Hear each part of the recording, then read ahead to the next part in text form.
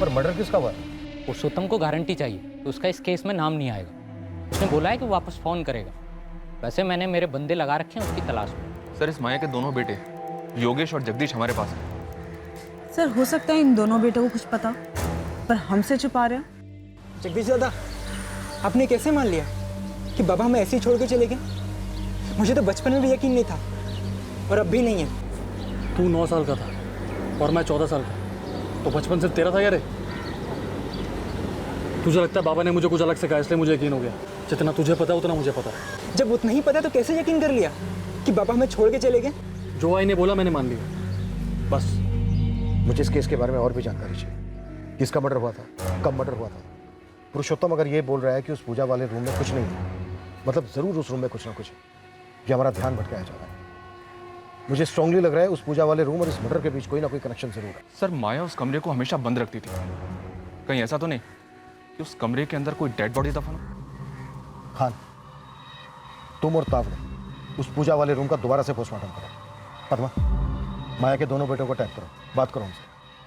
गया, मुझे किसी भी सूरत में माया का वो लवर विनोद जोशी चाहिए। और पुरुषोत्तम को बोल कि हम उसे सरकार का भाव बना लेंगे, तो चार्ज भी नहीं लगाएंगे उससे। लेकिन शर्त यही है, उस मर्डर की मुझे पूरी जानकारी चाहिए। चल, साहब ने बुलाया है। सुन, मेरा ये लॉकअप में दम घुटता है, तो मैडम के लिए एसी लगवा दे। एक पैकेट अगरबत्ती का बंदोबस्त कर दे। ए शानी, ना तो होटल का कमरा है और ना मैं रूम सर्विस वाली हूँ। चल चुपचाप। माया ऐसा भी क्या दफन है उस कमरे के अंदर जिसकी वजह से तुम इतना डरी हुई हो?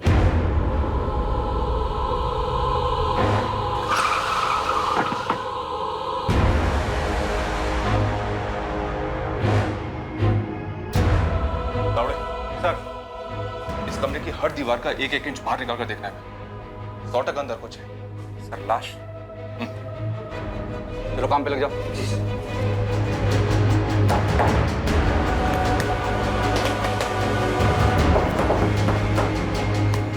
इसकी लाश है उस कमरे में। साहब मैं बोली ना आपको, मैं उधर से पूजा करती है। पूजा भक्ति से की जाती है माया, तुम डर की वजह से पूजा करते हो। किस चीज का डर है? किसको मार डाला तुमने जिसका डर तुम्हें ये सता रहा है कि वो कहीं भूत बन के तुम्हारे सामने ना आ जाए?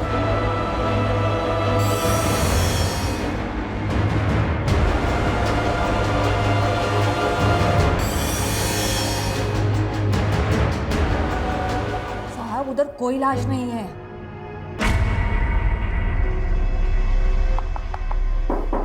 एक मिनट। ए, तावड़े इधर। सर, ये सुन जरा। हाँ सर, कुछ हो सकता है।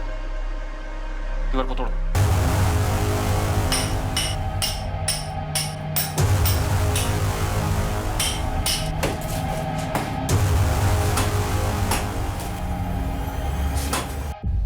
योगेश भागा नहीं है मैडम, बस थोड़ा परेशान है। ठीक है, लेकिन है कहाँ पर?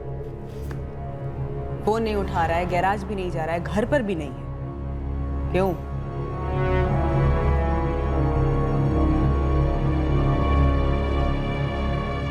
दरअसल जब वो 9 साल का था तब से ऐसे ही गुमसुम रहता है, और बाबा के जाने के बाद वो बहुत शांत हो गया। तुम पर कोई असर नहीं हुआ? हुआ मैडम, लेकिन हर कोई अलग होता है। सचिन पाठक को जानते हो तुम?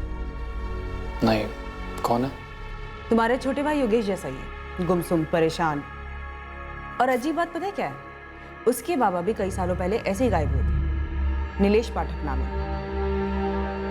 ये नाम कभी सुना है? नहीं मैडम, ये नाम कभी नहीं सुना। सचिन पाठक या नीलेश पाठक। इत्तेफाक भी तो हो सकता है ना मैडम, कितने लोग यूं ही गायब हो जाते हैं इस दुनिया में। ये बात भी है।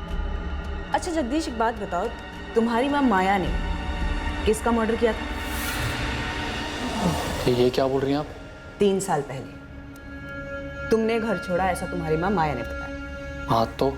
उसके बाद तुम्हारे छोटे भाई योगेश ने घर छोड़ा। जी, लेकिन क्या? तुम दोनों भाई जानते थे ना उस घर में कुछ चल रहा है?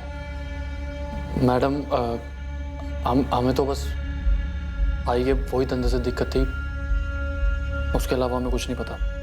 वैसे जब बाबा हमारे साथ थे तब भी ये सब करती थी। तुम्हारे बाबा भी इन सब में शामिल थे?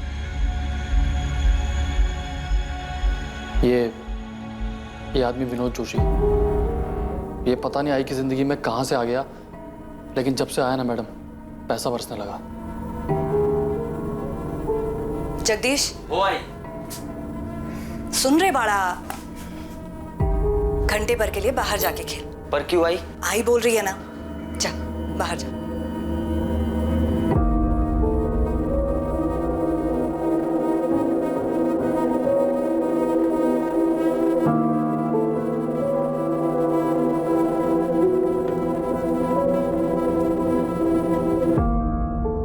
अरे जगह ठीक है, आइसक्रीम वाइसक्रीम खा, हाँ चॉकलेट वाला। बाबा कारपेंटर का काम करते थे, दोपहर में आई के पास अलग अलग लोग आते थे। ये समझने में ज़्यादा देर नहीं लगी कि क्यों आते थे और वहाँ क्या होता था।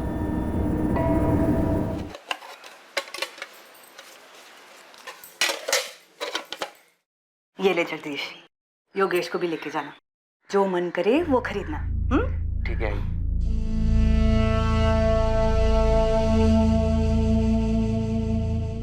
हम बच्चे थे, नई नई चीज़ें खरीदना अच्छा लगता था। योगेश और छोटा था, ना ही उसे कुछ समझ में आता था, ना ही कुछ पता चलता था। मैंने भी उसे कभी समझाने की कोशिश नहीं की। किसी भी बच्चे के लिए आसान नहीं होता है ये जानना कि उसकी माँ धंधा करती है। मेरे को मालूम है कि मेरे को सिर्फ पैसा चाहिए था, एक अच्छी जिंदगी चाहिए थी, मेरे लिए, मेरे बच्चों के लिए, और कुछ नहीं। मैं तुम्हारे धंधे की बात नहीं कर रहा हूं, कत्ल की बात कर रहा हूं। किसको मारा था तुमने? मैंने खुद को मार डाला साहब, पैसों के लालच में। मैं खुद रोज मरती थी। मैं अपने पति की कमाई से खुश नहीं थी। वो तो बस एक कारपेंटर था, उसकी कमाई से कुछ नहीं होता था। देख माया, मैं जितना कमा सकता था उतना कमा रहा है, इससे ज्यादा नहीं होगा। बस ये समझ ले, हम लोगों की किस्मत में इतना ही है। पढ़ी लिखी नहीं है लेकिन इतना जानती है, गरीब पैदा होना किस्मत की बात है, लेकिन गरीब मरना बेवकूफी। तो ये भी जानती होगी ना, ये जितना चादर होता है उतना ही पैर फैलाना चाहिए। शादी के टाइम पे एक दूसरे का औकात बराबर से मालूम था ना हम लोग को। तो क्या औकात बदला नहीं जा सकता? जितना कमाता हूं उतना ही है, नहीं हो पाएगा उससे ज्यादा मेरे से। और ये फालतू का ना सपना देखना बंद कर दो। मैं नहीं छोड़ पाई अपने सपनों को। सपने देखना कैसे छोड़ सकता है कोई? मेरी विनोद से मुलाकात हुई, वैसे भी मैं अपने पति से दूर जा रही थी। मेरी विनोद से नजदीकियां बढ़ी और पैसों से भी। क्या बकवास कर रहा है? पागल हो गया है क्या? करे इतना क्या फड़फड़ा रही है तू? हाँ, ये देख, ठंडे दिमाग से सोच। जो तेरे मेरे बीच में है, जो तेरे और प्रशांत के बीच में है, वही तो करने को बोल रहा हूँ तेरे को। विनोद, मेरे साथ ऐसी बात करने का नहीं, निकल इधर से। ओ बाबा, जाता हूँ मैं, लेकिन ना तू खुद चल के सामने से मेरे को ये बोलेगी, और वो भी लव कर। ए माया, अरे लेकिन बैठना रे बाबा। देख, जितना सोचने में बुरा गंदा लगता है ना, वैसा बिल्कुल भी नहीं है। देख, तू दोपहर को अकेले रहते, मैं कैसा आता है, मेरे जैसा कोई और आएगा। देख, करना तुझे वही है जो हम करते हैं, लेकिन सोच, तगड़े पैसे मिलेंगे, तगड़े। तेरी जिंदगी ना ऐसे फटकन बदल जाएगी। हाँ, एक दोपहर का 2000, 1000 तेरा, 1000 मेरा। चल मेरे को बोल, ये तेरा प्रशांत महीने का कितना कमाता है? 6000, 7000? अरे उतना तू एक हफ्ते में कमाएगी। मन बनाएगी तो 4 दिन, पूरा मन लगाएगी ना तो 2 दिन में, अरे 1 दिन में कमा सकती है। मेरे संग तुम्हें एक बात याद रख, ये मर्दों की जरूरत ना बहती नदी है, कभी सूखती नहीं। तो तू काय को सुखी सुखी जिंदगी जी रही रे? काय को? हाँ? अच्छा ठीक है, सोच के बता मेरे को, आता हूँ।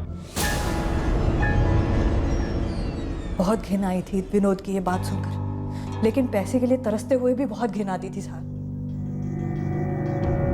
इसीलिए हाँ बोल दिया। पहली बार बहुत गंदा लगा सर, लेकिन जब हाथ में पैसा आया ना, फिर सही गलत कुछ भी नहीं लगा। सोचा कि शरीर ही तो है, पैसे की धुंध छा गई थी। एक अच्छी जिंदगी मिल रही थी, बच्चों के लिए कुछ कर सक रही थी मैं। बच्चे लोग रोज बाहर का खा रहे हैं, नए नए सामान खरीद रहे हैं। जगदीश बोला तुमने पैसा दिया उन लोग को? हाँ, मैंने दिया। किधर से दिया? पेड़ लगा तेरे पास पैसे का? मैंने कमाए हैं। किधर से कमाए? कमाए बोले तो किधर से कमाया? मैं क्या पूछ रहा हूँ, किधर से कमाया माया? और मला, शरीर बेचती है अपना, सोती है लोगों के साथ। शरीर मेरा है, मैं बच्चों को वो दे रही है जो तू अपने अगले जन्म में भी अपनी कमाई के साथ नहीं दे सकता। बच्चे लोग को मालूम है कि उसकी माँ क्या है? बोला बच्चे लोग को तूने? नहीं, वो स्कूल में होते हैं और तू काम पे, दोपहर में आते हैं लोग।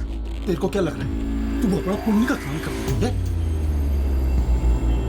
पुण्य और पाप से जिंदगी चलती है, पेट भरता है उससे। जिंदगी जिंदा लोगों की होती है और तू लाश है, घटिया सड़ी हुई लाश। पर मेरी ही चिता पर तो पक रही है ना रोटी। बस मैं तो यही जानती। प्रशांत ने रोज दारू पीना शुरू कर दिया। वो ये सच्चाई सहन नहीं कर पाया और एक रात हम सबको छोड़कर चला गया। मेरे को पता था कि वो वापस नहीं लौटेगा। मैंने ये सच्चाई मान ली थी। मैंने प्रशांत से कभी झूठ नहीं बोला और आप लोगों से भी नहीं बोल रही है सर। मैं सच बोल रही है, मैंने कोई खून वून नहीं किया है। माया, अभी तक तुमने हमें अपनी जिंदगी की सच्चाई बताई है, उस कत्ल की नहीं। हमें उस कत्ल की सच्चाई चाहिए। जगदीश, तुम अभी कुछ छुपा रहे हो। मुझे मालूम है कि तुम जानते हो कि तुम्हारी माँ ने किसका कत्ल किया। किसी का नहीं। तो फिर उस बंद दरवाजे के पीछे जिसे तुम्हारी माँ पूजा का कमरा कहती थी, किसकी लाश दफन है? किसी की भी लाश नहीं हुआ।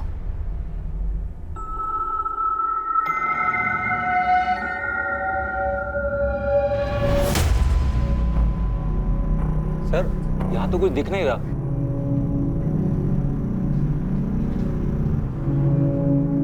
तो फिर है कहाँ?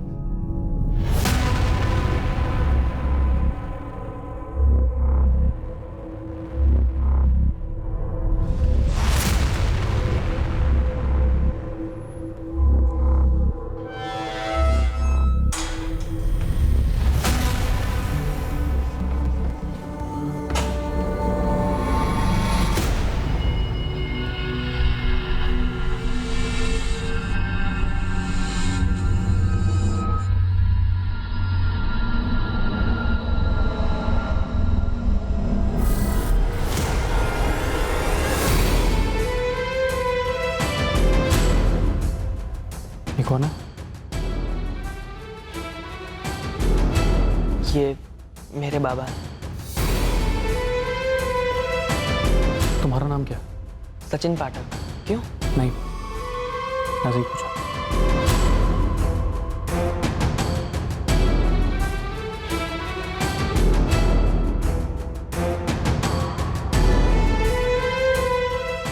सचिन पाठक को जानते हो तुम? नहीं। कौन है? उसके बाबा भी कई सालों पहले ऐसे ही गायब हुए थे। नीलेश पाठक नाम है। ये नाम कभी सुना है? मेरे बाबा हैं। जब दिल अपराध बोध में डूबा होता है, तब घृणा अपने कुकर्मों से नहीं बल्कि खुद से होती है। माया के घर में कुछ छुपा जरूर था जो पुलिस के हाथ नहीं लगा था, लेकिन वहां जो था उसके बारे में कई लोग जानते थे और अच्छी तरह से जानते थे। एक अजीब इत्तेफाक कहिए, एक एक्सीडेंट कहिए या नियति का लिखा कहिए, जो भी कहिए, पर इस आम से दिखने वाले एक अवैध कोठे पर हुई इस साधारण सी रेड की वजह से कई असाधारण सच्चाइयां उभरने वाली थीं, जो कि सालों से खामोशी के कफन में दफन थी।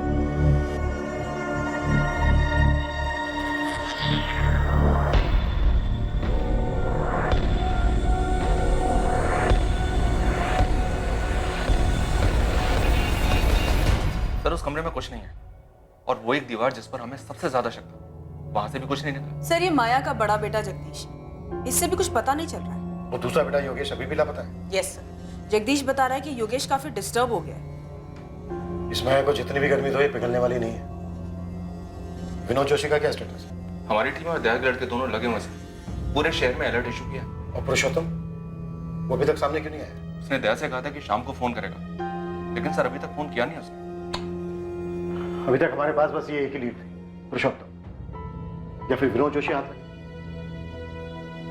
पता नहीं क्यों मुझे ऐसा लग रहा है कि उस दिन माया का पति प्रशांत भाटे घर छोड़कर गया ही नहीं था।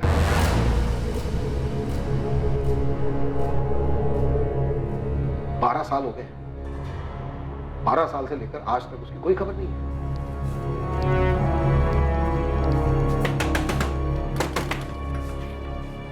दादा, वो पुलिस आई के पूजा घर के बारे में कुछ कह रही है। उस कमरे में कुछ है क्या? आपको कुछ पता है? योगेश बावला हो गया। मुझे 1000 बार बता दिया, मुझे कुछ नहीं पता। बाबा का है? मुझे भी उतना ही पता जितना तुझे पता है। जी अपनी जिंदगी और मुझे भी जीने दे। 12 साल हो गए उस बात को, कब तक परेशान रहेगा? बाबा में छोड़ के चले गए थे, अब जाने दिन सब बातों। नहीं, वो हमें छोड़ के नहीं गए थे। दादा सच बताओ, क्या बाबा कभी गए भी थे? मुझे तो हमेशा से ही लगता था कि हमें शहर पहले ही छोड़ देना चाहिए था। इससे बाबा मिल जाएंगे क्या? नहीं, पर तेरे दिमाग में तो नहीं रहेंगे ना? रहेंगे, और तब तक रहेंगे जब तक मुझे सच्चाई पता नहीं चल जाती। क्योंकि ये जो बोला जा रहा है नाई, ये झूठ है। और ये तो तू भी जानती है नाई, कोई तो ऐसा होगा नाई जो सच्चाई जानता हो। बाबा को कोई दोस्त या कोई भी।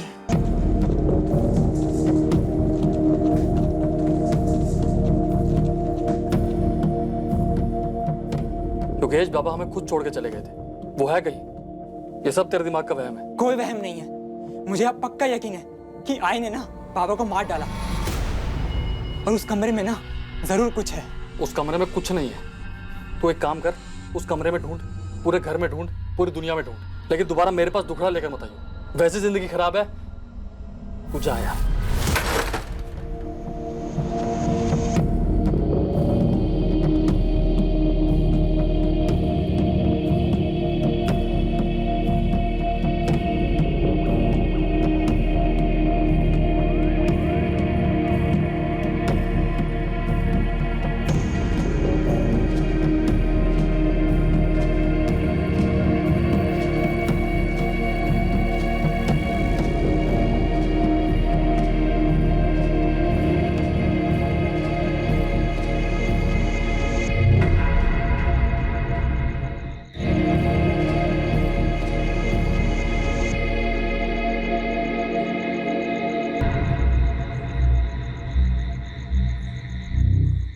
माया,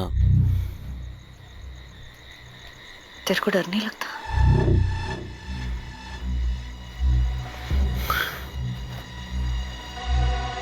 नहीं, और तू भी डरना छोड़ दे माया। क्यों किया मैंने ये सब कुछ? खुद के लिए, तेरे बच्चों के लिए, अरे हमारे लिए माया। क्या करेगी मैं इतने पैसे का? क्या इन पैसों से मैं अपने पुराने पाप धो सकती है? अपना भविष्य, अपनी खुशियां खरीद सकेगी? मेरे को तो ये भी नहीं पता है खुशियां होती क्या है।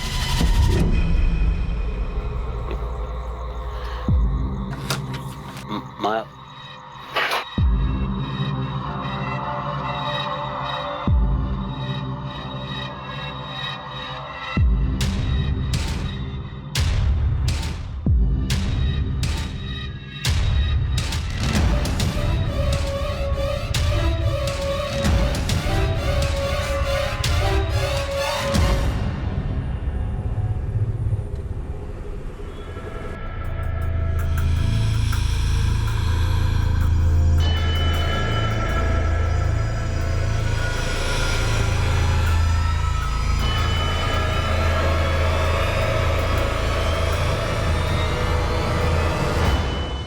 किसका मर्डर हुआ? मुझे नहीं पता साहब, मैं तो उसका थोबड़ा भी नहीं देखा था साहब। मैंने सिर्फ उसकी लाश ठिकाने लगाने में मदद की थी साहब। कब की बात है ये?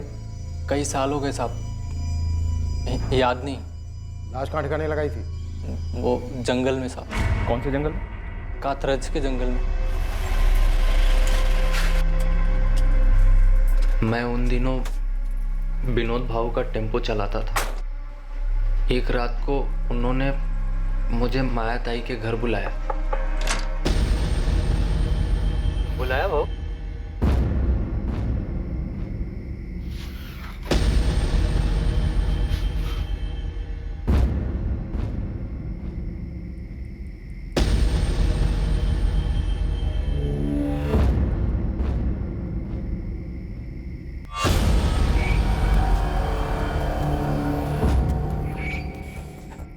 ये कौन? लाश है आदमी, ठिकाने लगाना है। नहीं बाबू, लेकिन ये मुझे बता, ये है कौन? इतना जानना जरूरी नहीं, समझा ना तेरा? गपचुप उठा।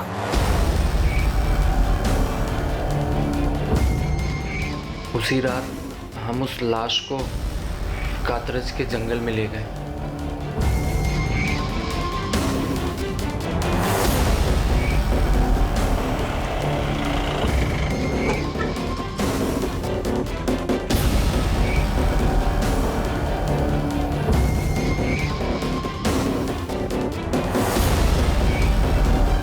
मुझे बस इतना ही मालूम है साहब, बाकी सारी बातें वो दोनों जानते हैं, विनोद भाऊ और माया ताई। मर्डर किसका हुआ है अगर यही नहीं पता चला तो तेरी टिप खोटी है ना, कोई मतलब नहीं है उसका। जगदीश जानता है साहब। क्या जानता है जगदीश? वो जानता है मर्डर हुआ था, तो ये भी जानता होगा किसका हुआ था। लेकिन भाऊ मुझे पता ही है, ये है कौन? ये सब कैसे हुआ? बहुत पूछने लगा बे तू, हाँ? इतना जानना जरूरी नहीं, समझा ना तेरा? गपचुप उठा।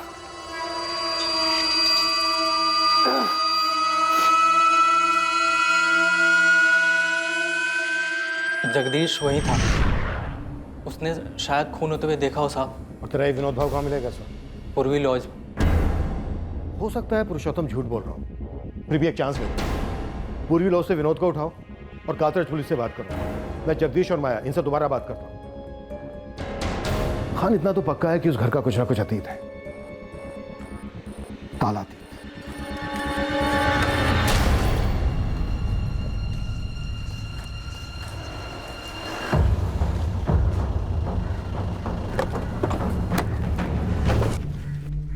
कुछ पता चला क्या साहब? सब कुछ पता चला, चल थाने। सर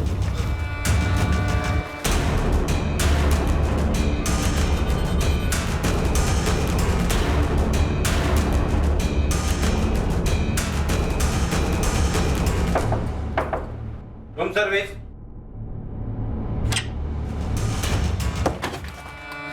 अगर भागा तो यहीं पे ठोक दूंगा, दोबारा अपने पैरों पर चल नहीं पाएगा तू, विनोद जोशी। माया, तुम्हारे पति प्रशांत भाटे ने कभी घर छोड़ा ही नहीं था, है ना? वैसे कातरज के जंगलों में हम उस लाश की तलाश कर रहे हैं। भूतों से डर लगता है ना तुम्हें? हमें भी लगा तुम्हारे घर में अजीब, ऐसे लगा जैसे कोई भटकती आत्मा हो। नाराज सी। तुम्हारा खेल अब खत्म हो गया है माया। पुरुषोत्तम ने सब कुछ बोलती है, विनोद जोशी को अरेस्ट कर लिया है और हमें यह भी पता चल गया है कि तुम्हारा बेटा जगदीश उस कत्ल का गवाह है, उसको भी उठा लिया है। साहब, जगदीश उस टाइम बच्चा था, उसने कुछ नहीं किया, उसको छोड़ दो साहब। तुमने और विनोद जोशी ने मिलकर मारा ना प्रशांत भाटे को? नहीं साहब। ठीक है, पुरुषोत्तम और विनोद जोशी के साथ अब हम जगदीश को भी तोड़ेंगे। साहब, मैं सच बोल रही है कि तुमने और विनोद जोशी ने मिलकर प्रशांत भाटे को मारा? नहीं। सच चाहिए मुझे माया, सिर्फ सच। वो प्रशांत नहीं था, वो मेरा एक ग्राहक था, उसका नाम मेरे को नहीं मालूम। देख विनोद जोशी, माया एक औरत है, इसलिए अभी तक हमने सख्ती दिखाई नहीं उसके साथ, लेकिन तेरा नसीब ऐसा नहीं होगा, समझा? मैंने कुछ नहीं किया साहब, सच बता रहा हूं मैं। ये जो भी खुनमुन जो भी हुआ है आप बता रहे वो सब पूरा का पूरा माया ने किया। अच्छा, प्रॉफिट आधा आधा करेगा, लेकिन जुर्म पूरा का पूरा उसके सर पे डालेगा। नहीं, मैं सही बता रहा हूँ सब। मैं उस आदमी को जानता तक नहीं था, उसको मारूंगा क्यों? पुरुषोत्तम ने बताया कि तू भी उनके साथ था। तूने देखा था वो? खून होते भी देखा था। कौन था वो आदमी? प्रशांत भाटे, तेरा बाप? नाम नहीं मालूम, लेकिन वो चेहरा मैं कभी भूल नहीं सकता। मैडम बता रही थी कि कोई सचिन पाठक है जो अपने बाप को ढूंढ रहा है। उसके बारे में क्यों पूछ रहा था? जिसको मारा गया था वो वही था।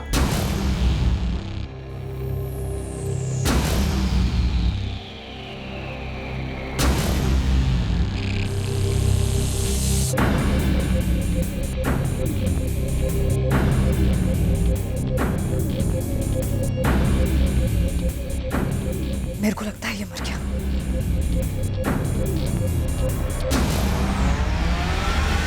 वो आदमी सचिन का बाप नीलेश पाठक था? नाम नहीं मालूम। तो तुझे कैसे पता वो सचिन का बाप था? सचिन के हाथ में उसके बाप की तस्वीर देखी थी, वही चेहरा जो रोज रात को मैं ना चाहते हुए भी देखता हूँ। मेरी आई भी देखती होगी। इस पैसों के लालच ने पहले मेरे को मारा,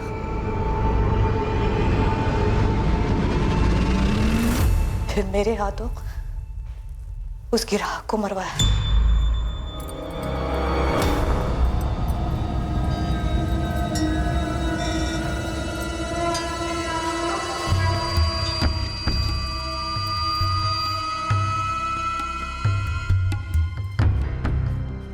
ओहो, क्या बात है बाबू, बैंक वैंक लूट कर आए हो क्या? हाँ।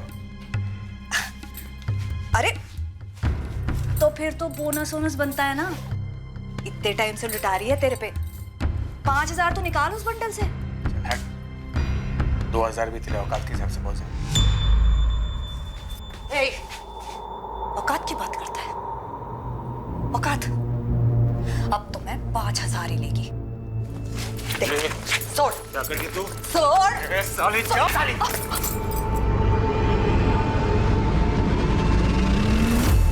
आसमान में बादल नहीं छाते साहब, मेरे सामने नोटों के बादल छाते थे। उसके पास इतना सारा पैसा था साहब, और ऊपर से ऐसी बात। मैं उसको कैसे छोड़ देती साहब?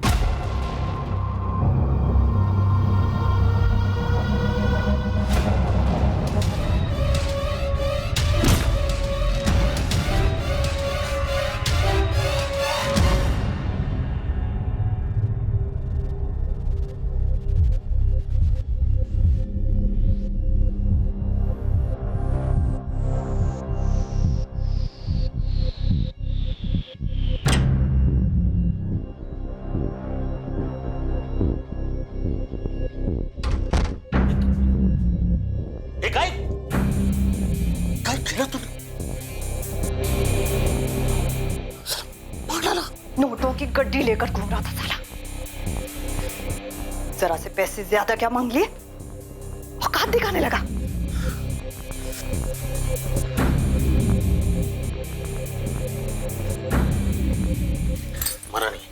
मरा नहीं है, सांस चल रही। अस्पताल लेके चलते। चुप, वो बच गया तो हम लोग बच जाएंगे। पर उन्हें बचा सकते हैं। चुप। विनोद,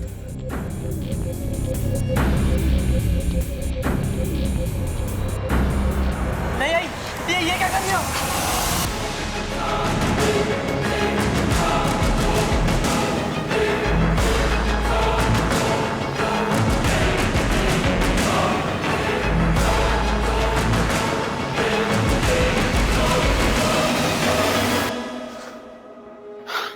लाश बनी हुई। वो योगेश बारी खेल रहा है, मैंने देखा उसे। कभी भी आ सकता है वो। अभी छुपाते हैं, रात को ठिकाने लगाएंगे। चले जग्या, ये जग्या, जग्या, संभाल अपने आप को। देख, तुझे तेरी आई की मदद करनी है, समझ लगा है? ये खून साफ करना है, समझ ला ना? आईची मदत करायची। योगेश घर आया उस दिन, उसे कुछ मालूम नहीं था। फिर रात को पुरुषोत्तम आया, वो लोग लाश को जंगल में ले गए। योगेश तब सो रहा था। बहुत पछतावा होता है साहब, धन घिन सब आती है, लेकिन समझ नहीं आता साहब कि वो नोटों को देख के क्या धुन सवार हो जाती है। सर, ये था वो आदमी जिसको इन्होंने मार डाला। तो नीलेश पाठक है ना, सचिन का बाबा? हाँ सर, जगदीश को याद था ये चेहरा।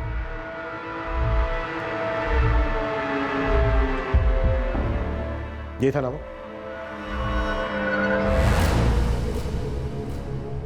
सचिन, तुम्हारे बाबा नीलेश पाठक अब इस दुनिया में नहीं है। क्या हुआ था उनके साथ? कत्ल हुआ था उनका। कत्ल? क्यों? किसने किया? क्यों किया? तुम्हारे बाबा एक कोठे पर जाते थे, शंगारवाड़े। कोठा? हाँ, माया भाटे नाम है उसका। उसने और उसके साथीदार ने तुम्हारे बाबा का मर्डर कर दिया था।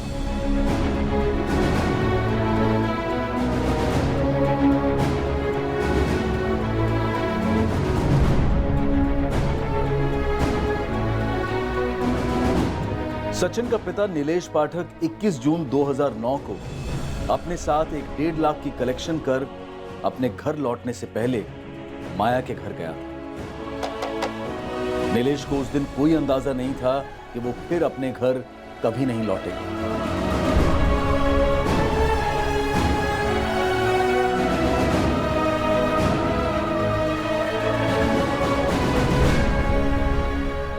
जुलाई 2009। हाँ, इस केस फाइल के हिसाब से 2 जुलाई 2009 को यहाँ कातरज के जंगल में एक लाश मिली थी।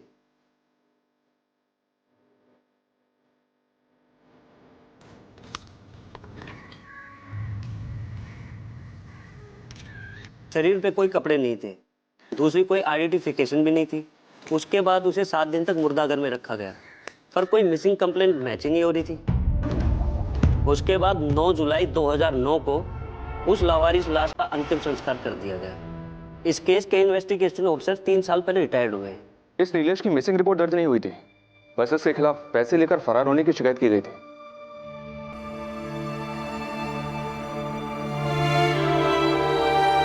बाबा चोर नहीं थे, उनका मर्डर हुआ था उसी रात। कैसे? एक युवक की 9 साल की तलाश अपने पिता के लिए एक दर्द भरी असलियत के खुलासे से खत्म हुई। पुलिस का इंट्यूशन कहिए, अंदेशा कहिए, लेकिन उस पूजा घर को लेकर संदेह की वजह से पुलिस सचिन के पिता नीलेश पाठक की हकीकत जान पाई, और वो भी पूरे 9 साल के बाद। लेकिन इत्तेफाक और आभास का यह सिलसिला अभी खत्म होने से काफी दूर था। गड़े मुर्दे और भी थे। नीलेश के मर्डर के वक्त जगदीश नाबालिग था, पर जुर्म में तो शामिल था। नीलेश का हमें बर्थ सर्टिफिकेट निकलवाना होगा, उसकी एज के साथ रिपोर्ट फाइल करनी होगी। कोर्ट को डिसाइड करने दो। और सर, वो कमरा? हाँ, वो कमरा। सर, अभी भी लगता है कुछ अधूरा है, कुछ बाकी है जिसका पता लगाना है। ये पुरुषोत्तम पूरी बात नहीं बोल रहा है। और तुम लोगों को तो वहां कोई लाश नहीं मिली। लेकिन सर, माया को जो इतना डर लगा रहता है, क्या वो डर सिर्फ एक अजनबी को लेकर या सिर्फ एक ग्राहक को लेकर हो सकता है? प्रशांत भाटे, उसका पति, जो कभी घर लौटा ही नहीं।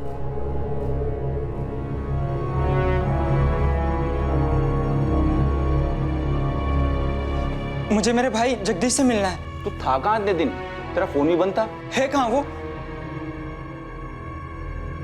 आई ने किसी को मार डाला था। आपको इतने साल से मालूम था? मेरे सामने हुआ था योगेश। अब ये नहीं कहना कि तुम्हें नहीं मालूम कि बाबा कहाँ है। दादा, अरे अब तो सच बोल दो। 12 साल हो गए, 12 साल। दादा, दादा! इत्तेफाक से हुए माया के घर पर उस एक छापे ने कई अधूरी कहानियों की कड़ियां सामने लाकर रख दी थी। वो कड़ियां जो तलवार बनकर 2 युवकों की जिंदगियों पर लटकती रही।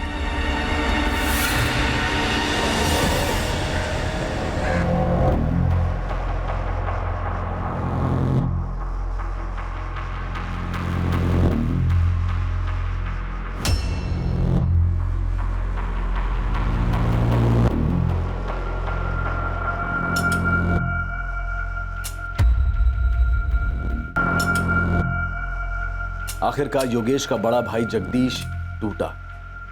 वो उस राज को अपने अंदर और नहीं रख पाया जिसने सालों से उसे और उसके जमीर को बंदी बना रखा था।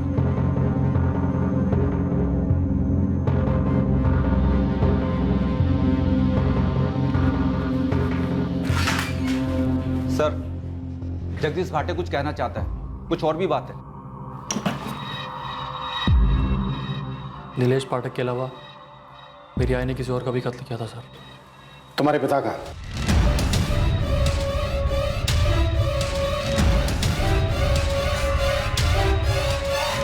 माया, तुम्हारे बेटे जगदीश ने सब कुछ सच सच बता दिया।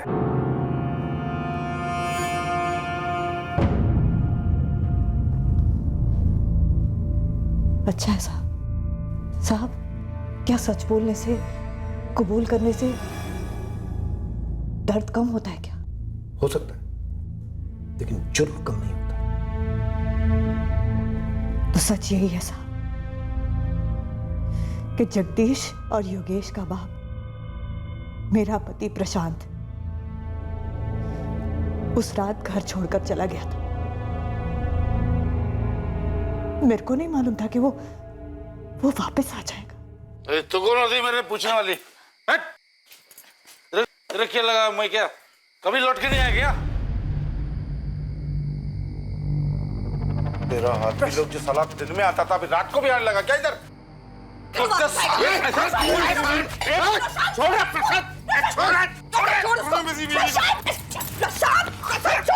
तूने मेरी बीवी को उसने कुछ नहीं किया, जो भी किया मैंने अपनी मर्जी से किया। छोड़ दिया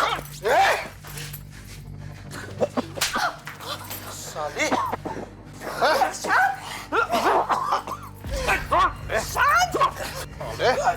पिंडे साले छोड़ साले।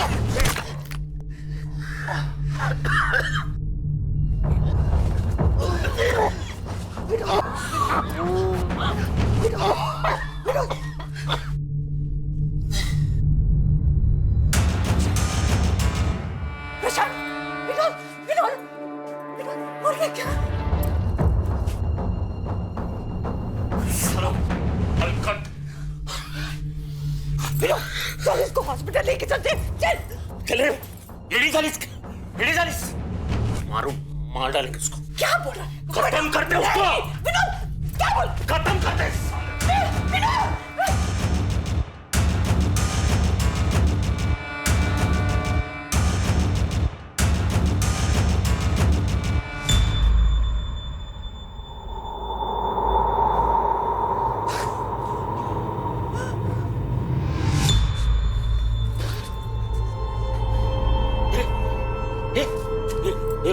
माया बगरे माझे समोर बघ।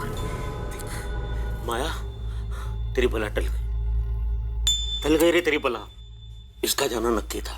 तेरी जिंदगी भी पूरी की पूरी तेरी, ये घर भी। हाँ संभाल।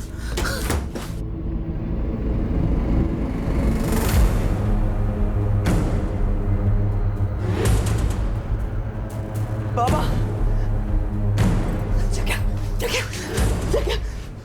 जगह बड़ा करना पड़ा। तेरे बाबा की कसम है, तू किसी को नहीं बोलेगा ना? योगेश को कुछ नहीं बता, कुछ भी नहीं बोला उसको। नहीं बोलेगा ना? बोला नहीं बोलेगा ना?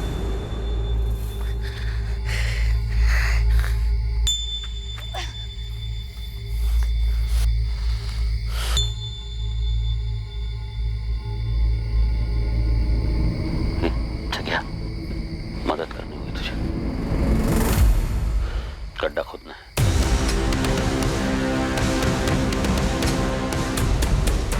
उस रात के बाद मैंने वहां पीछे कभी कदम भी नहीं रखा। जब भी वहां देखती थी तो वो खड़ा दिखता था, घूरता हुआ। मैंने ये सब कुछ क्यों किया, मेरे को इसका जवाब कभी नहीं मिला साहब। पहले अपने पति को, फिर उसकी राख को। साहब, उन दोनों की आत्मा से ज्यादा ना मेरे को अपने आप से डर लगता है क्या मैं किसी और को भी मार देगी क्या? मेरे जीते जी ना ये डर जाने वाला नहीं है साहब, ये मेरे को मालूम पड़ गया।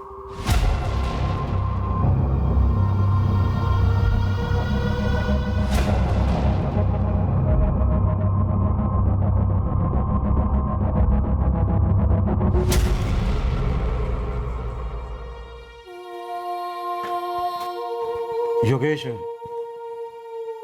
स्केलेटन के सैंपल से जो डीएनए लिया गया वो तुम्हारे और तुम्हारे भाई जगदीश के डीएनए से मैच हो गया है। वो कंकाल तुम्हारे पिता प्रशांत भाटे का ही है।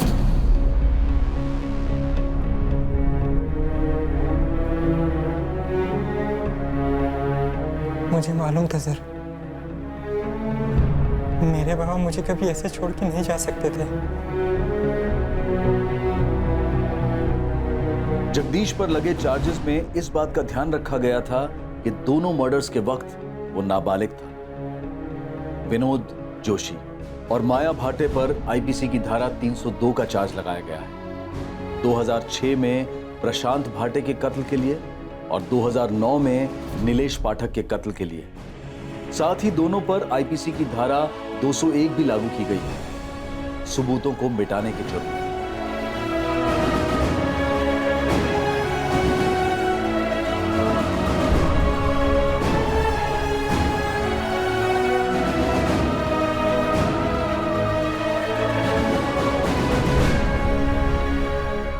एक कत्ल 12 साल पहले हुआ और दूसरा कत्ल 9 साल पहले, और दोनों के बारे में किसी को भनक तक नहीं थी। 9 साल पहले अगर नीलेश पाठक पैसों के कलेक्शन के बाद माया के कोठे पर ना गया होता तो क्या होता?